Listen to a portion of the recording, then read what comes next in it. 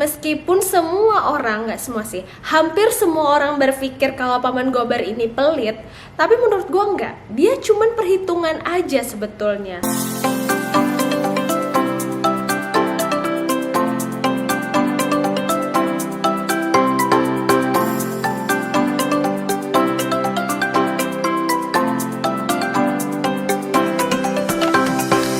Hai semua, it's me, Sonia again. Yeah, it's quite some time since the last video. It's glad to be back. Dan berhubung bulan ini adalah bulan Oktober, bulan yang spesial dimana gue lahir di bulan ini, gue memutuskan untuk membuat video yang spesial juga, yaitu buku-buku yang kemungkinan besar berpengaruh dalam pembentukan karakter dan pola pikir gue sampai hari ini. So, ikutin ya. Well, pada prinsipnya semua yang kita tonton, kita baca, kita dengar, dan perhatikan itu tanpa kita sadari sebetulnya mempengaruhi karakter dan pola pikir kita. Bisa jadi kita belajar sesuatu secara tidak sengaja atau memang kita fokuskan atau sengaja untuk mempelajarinya. Begitupun dengan buku-buku yang akan gue bahas berikut ini. Sebagian besar itu sebenarnya gue temukan secara tidak sengaja. Dan beberapa juga tidak pernah gue miliki sebetulnya. Buku-buku itu justru dimiliki sama teman-teman gue gitu. Gue juga nggak beli buku itu. Tapi ada juga yang memang gue beli karena ya semua orang baca gitu. Karena semua orang menyukainya dan gue penasaran, gue juga ikut membacanya. Dan sebagian kecil dari begitu banyak hal-hal yang kita saksikan, kita baca, atau kita tonton, itu ada yang melekat erat di pemikiran kita, di hati kita, dan teringat hingga kita telah dewasa. Yang sebagian kecil itu yang akan gue bicarakan setelah ini. Sebagian besar dari buku-buku ini gue baca dari remaja awal hingga remaja akhir. Well, kita masuk ke buku yang pertama, yaitu tidak lain dan tidak bukan adalah Harry Potter. Udah bisa ditebak gak sih? Ya gimana, karena memang bagus sih bukunya. Siapa sih yang gak kenal kan sama Harry, Ron, Hermione? They are so hype at the time. Tapi buku Harry Potter ini gue gak pernah beli karena sahabat gue Ayu itu dia udah punya buku ini. Dan demi efektivitas gue putuskan untuk tidak usah membelinya, pinjem aja dari Ayu. Sementara gue bertugas untuk membeli buku yang dia nggak punya atau dia nggak suka untuk beli gitu, yaitu komik. Selain buku, Harry Potter juga difilmkan, so it becomes more popular than before kan. Jadi sebagai anak remaja yang baru lulus SD alias kelas 1 SMP saat itu, persahabatan yang dibalut dengan dunia sihir is really amazing menurut gue. Dan I can't stop reading it until the last page. Dan saat itu gue dituntut untuk membaca dengan cepat. Gimana enggak, buku itu minjem, nggak mungkin kan.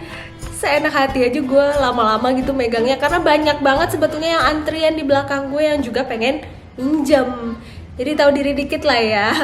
Tapi positifnya karena membaca Harry Potter itu harus diburu-buru, akhirnya kemampuan gue untuk membaca cepat juga terlatih saat itu. Buku Harry Potter mempengaruhi gue dalam berpikiran terbuka dan menerima perbedaan suku, ras, agama, dan macam-macam lagi. Kalau yang baca pasti tahu ada beberapa pembagian strata penyihir dan manusia di situ. Ada yang darah murni, ada yang darah campuran, dan muggle manusia. Di buku Harry Potter justru yang bisa menyelamatkan dunia atau menghancurkannya adalah si darah campuran tadi. Di dalam buku Harry Potter juga terdapat banyak sekali tokoh dengan berbagai macam keunikan dari karakter-karakter mereka sendiri. Darah yang mengalir di tubuh mereka aja udah beda. Terus juga dari segi bentuknya benar-benar ajaib itu ya. So gue rasa Harry Potter memberikan pengaruh besar dalam hal menghargai dan menerima dan juga embrace the difference itu tadi. Dan gue rasa yang pembaca Harry Potter zaman dulu itu bisa jadi punya karakter yang mirip-mirip. Benar gak sih seperti itu? Kalau kamu punya pemikiran yang sama atau berbeda, terus di kolom komentar ya. We can discuss about it, it would be fun. Nah selain buku Harry Potter itu yang terkenal di zamannya juga kalau gue gak salah itu adalah Lord of the Ring. Tapi gue gak baca Lord of the Ring ini. Maybe yang baca Lord of the Ring bisa share apa sih perbedaan mereka, kenapa lebih seru baca Lord of the Ring, kenapa nggak coba Harry Potter aja dulu. Selanjutnya, buku yang mempengaruhi karakter dan pola pikir gue sampai hari ini yaitu Ayu Utami. Sebenarnya gue punya beberapa, ada banyak sebenarnya karya dari Ayu Utami ini, tapi sebagian besar udah banyak yang hilang, dipinjem sama orang tapi nggak dibalikin dan gue juga lupa. Dan gue udah berpindah-pindah dari satu kota ke kota yang lain, dan biasanya gue bawa semua bukunya. Itu menyebabkan bukunya ketinggalan atau hilang. So sad. Sebagian karya dari Ayu Utami ini dianggap vulgar karena dia berani banget ya di zaman itu. Tapi gue berpikir ini adalah caranya dia untuk menyuarakan kegelisahannya dia terhadap perempuan khususnya. Dan dengan membaca karya-karya dari Ayu Utami ini, gue merasa mempengaruhi gue dalam memahami perempuan, seks, gender, feminisme, patriarki, dan lain-lain. Banyak isi dari cerita yang ada di dalam karyanya Ayu Utami itu cukup mengagetkan gue karena ide-ide atau pemahaman prinsip yang ada di dalam karyanya itu tidak biasa yang beredar di masyarakat kita. Seperti perempuan dianggap rendah dan tabu untuk menyuarakan perasaan seksualnya, itu adalah pemahaman yang ada di dalam masyarakat kita. Padahal perempuan itu sebetulnya lebih rentan terhadap pemerkosaan, pelecehan, dan lain-lainnya karena ia bisa hamil meskipun tidak menikmati seks tersebut, berbeda dengan pria. Oleh sebab itu perempuan dituntut untuk bisa punya power terhadap tubuhnya sendiri, punya kekuasaan terhadap tubuhnya sendiri. Namun nilai-nilai di dalam masyarakat kita membuat perempuan tidak bisa menguasai tubuhnya sendiri. Juga soal pernikahan, perempuan tidak hanya berhak untuk memilih dengan siapa dia menikah, tapi juga berhak memilih untuk menikah atau tidak. Well, ini sebenarnya cukup mengagetkan gue dikala gue usia 15, 14, 16 tahunan dulu.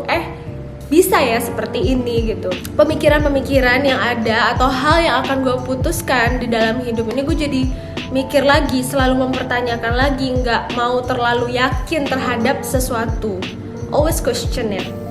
Buku selanjutnya yaitu karya dari Di alias Dewi Lestari. Aduh, gue suka banget semua karya-karyanya Di, seperti Filosofi Kopi, Recto Verso, Supernova, Aroma Karsa, Perahu Kertas, everything. Karyanya masih mempengaruhi gue soal perempuan juga, ketenangan, kedewasaan diri. Karya-karyanya Di lebih sering untuk menuntun kita melihat ke dalam, nggak melihat keluar aja, and that's really hard sih menurut gue.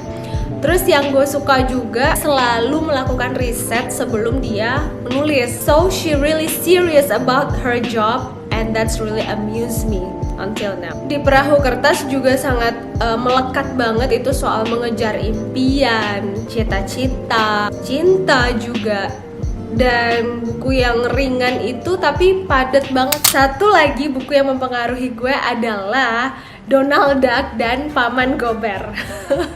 Well, ini mungkin gak buku tapi majalah ya.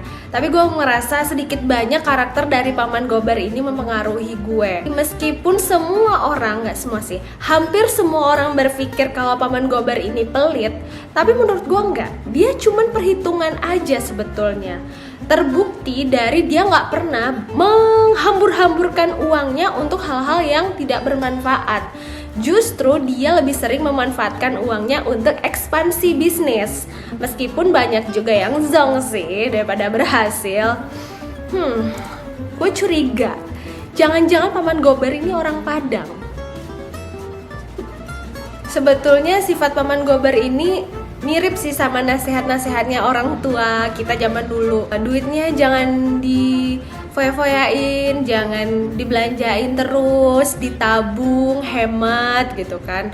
Tapi Paman Gober ini agak sedikit upgrade dia, level up si Paman Gober ini. Nggak hanya dihemat, nggak hanya ditabung, tapi justru diputer lagi untuk menghasilkan uang lagi, yaitu bisa bisnis ya kan. Kalau di kasusnya Paman Gober, dia belum nyuruh beli itu sih, belum nyuruh beli saham sih. Mungkin kalau Paman Gobernya udah hidupnya di zaman sekarang, bisa jadi nyuruhnya beli saham BRIS atau apa gitu kan, yang Meskipun corona tetap bagus, ya nggak? Paman Gober ini juga bukan tipikal yang gampang putus asa.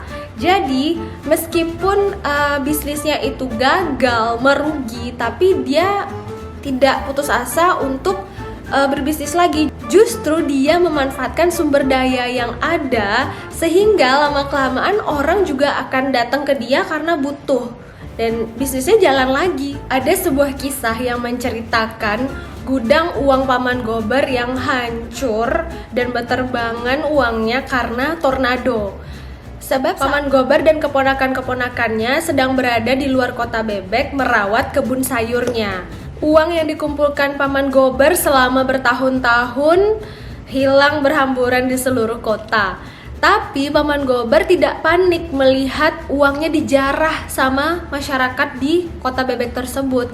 Dia justru tetap merawat kebun sayurnya dengan telaten.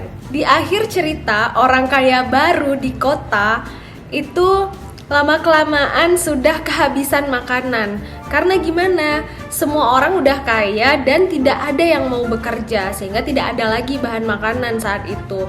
Maka Paman Gober menjual sayurnya dengan harga tinggi. Bayangkan aja, sebutir semangka dia bisa jual dengan harga $100.